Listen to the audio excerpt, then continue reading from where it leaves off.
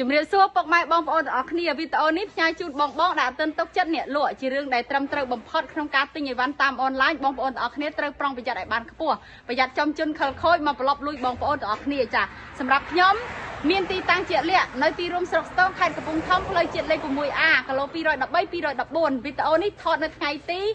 24 ខែ 2 ឆ្នាំ 2026 វេលាម៉ោង 2 កន្លះចាអញ្ចឹងសម្រាប់បងទាំងអស់គ្នាដែលទិញខាងខ្ញុំបើបងប្អូនទាំងអស់គ្នាអត់ទាន់ជឿជាក់បងប្អូនទាំងអស់គ្នាអាចសុំបងវរៈបុណ្យធម្មដែលខាងខ្ញុំផ្ញើជូនរៀងរាល់ថ្ងៃ 2-3 ភៀវទៅចាហើយទី2បងប្អូនទាំងអស់គ្នា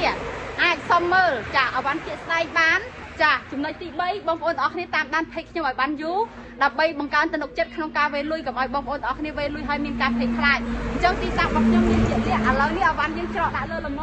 ចំនួន2 4 6 7ទីតាំងគឺពពួកចោអាសូឡាហើយនៅមានប្រភេទតង់ផ្សេងដែលយើងកំពុងតែធ្វើការងារជូនពុកម៉ែបងប្អូនទាំងអស់គ្នាចាអញ្ចឹងបងទាំងអស់គ្នាតាមដានណាមុននឹងសម្រេចចិត្តទិញទំនិញតាមអនឡាញប្រុងប្រយ័ត្នឲ្យបានខ្ពស់ដើម្បីជៀសវាងបញ្ហាខូចខាតលុយចាអញ្ចឹងបងទាំងអស់គ្នាចង់ទិញអីវ៉ាន់ខាងខ្ញុំរូបមន្តដែលខាងខ្ញុំលក់រាល់ថ្ងៃគឺសុំលុយភ្ញៀវហើយទៅដាក់អវ៉ាន់ជូនចាអត់មានអវ៉ាន់ដកដៃទៅទូទៅលុយទេគឺសុំលុយហើយបានដាក់អវ៉ាន់ជូនចាអញ្ចឹងទីតាំងរបស់ខ្ញុំនេះបងប្អូនមើលណាចាលេខទូរស័ព្ទអីគឺមាននៅលើបងចឹងស្រាប់ស្អាតចាស្តង់ដារអរគុណច្រើនសម្រាប់ការទស្សនាវីដេអូបាយបាយ